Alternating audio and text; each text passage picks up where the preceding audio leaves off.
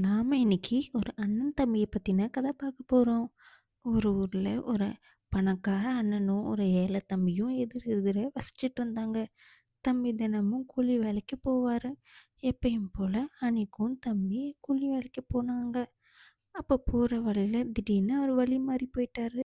அப்போ திடீர்னு அவர் முன்னாடி பெரிய குதிரைப்படை வந்துச்சு.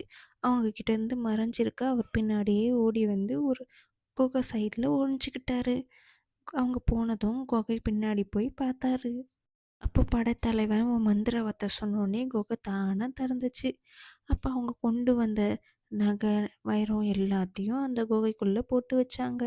அந்த படைத்தலைவனும் நம்ம இன்னைக்கு நிறைய கொண்டு வந்திருக்கோன்ட்டு பெருமையா சந்தோஷமா பேசிட்டு இருந்தாங்க.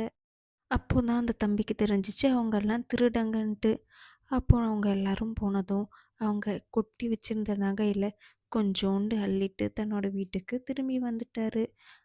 அவர் கொண்டு வந்த நகையெல்லாம் எடை பார்க்கணுன்றதுக்காக அவங்க அண்ணன் கிட்ட இருந்து எடை மிஷின் கேட்டாங்க. அவங்க அண்ணனும் அவர் வச்சிருந்த எடை மிஷினை அவர்கிட்ட கொடுத்தாரு.